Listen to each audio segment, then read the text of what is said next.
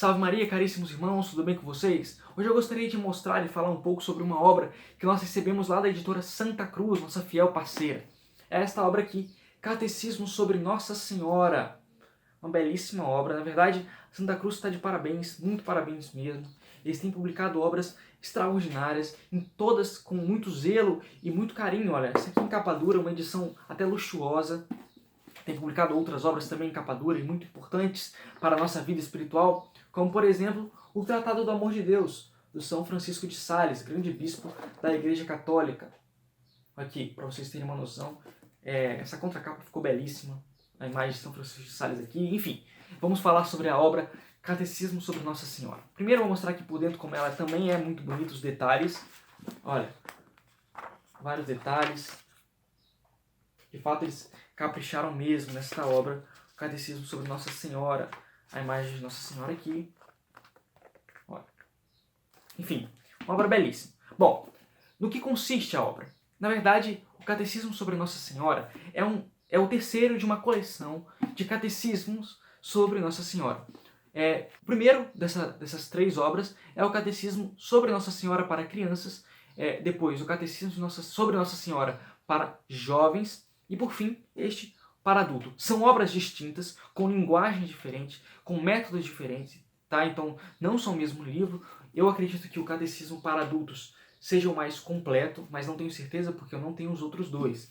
Mas são obras distintas, pelo que eu pude entender, tá? Bom, no que consiste então esta obra? Ela é dividida em três partes e tem um apêndice muito interessante, que eu vou falar para vocês daqui a pouquinho.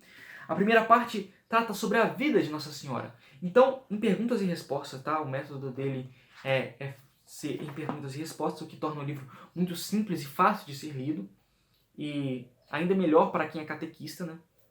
Bom, então, a primeira parte vai falar sobre a vida de Nossa Senhora. Ele dedica cerca de mais de 200 páginas só sobre a vida da Santíssima Virgem Santíssima. Vai falar sobre a predestinação de Maria, sobre a sua assunção, os dogmas de Nossa Senhora, sobre a Imaculada Conceição. Vai falar sobre a apresentação de Nossa Senhora no templo, os pais da Santíssima Virgem, muito interessante isso. Ele gasta aqui cerca de várias páginas falando só sobre os pais de Nossa Senhora.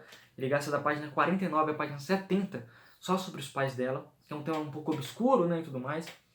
Vai falar sobre enfim, a vida de Nossa Senhora como um todo.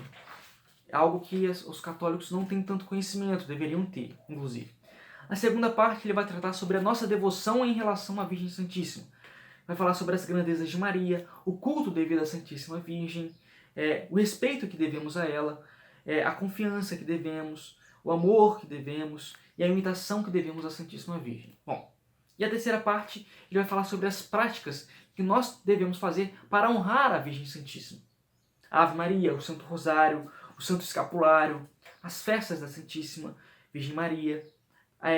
Enfim, vai falar sobre cada uma dessas práticas e aprofundá-las, extrair toda a riqueza dessas práticas e tudo mais. Bom, acho muito interessante esse apêndice que eles colocaram aqui, que se chama A Doutrina dos Santos Padres sobre a excelência, a necessidade e as vantagens da devoção à Santíssima Virgem Maria. Por que eu falo que é importante esse capítulo e eu acho muito interessante? Porque nós vamos ver quem são os Santos Padres. Os Santos Padres são os primeiros cristãos, por assim dizer. Os discípulos dos apóstolos. Ou seja, são pessoas que alguns tiveram contato direto com os apóstolos e outros foram grandes doutores da igreja.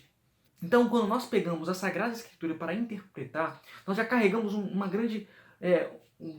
grande número de influências, o que pode atrapalhar a nossa interpretação sobre a Sagrada Escritura.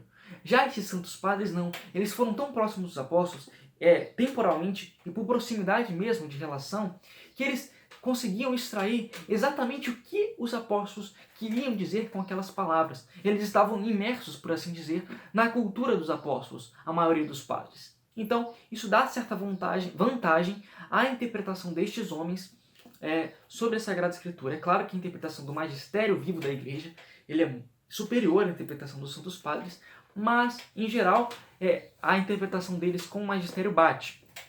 Então, é muito interessante para nós podermos defender a Santíssima Virgem e a prática católica de devoção à Santíssima Virgem. Para nós entendermos que ela não é uma coisa criada pela Igreja, mas que sempre existiu na Igreja, desde a sua origem, em Cristo Nosso Senhor.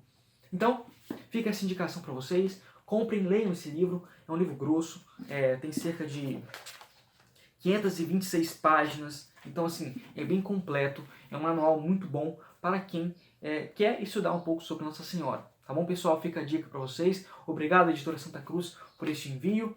E até mais. Salve Maria. Tchau, tchau.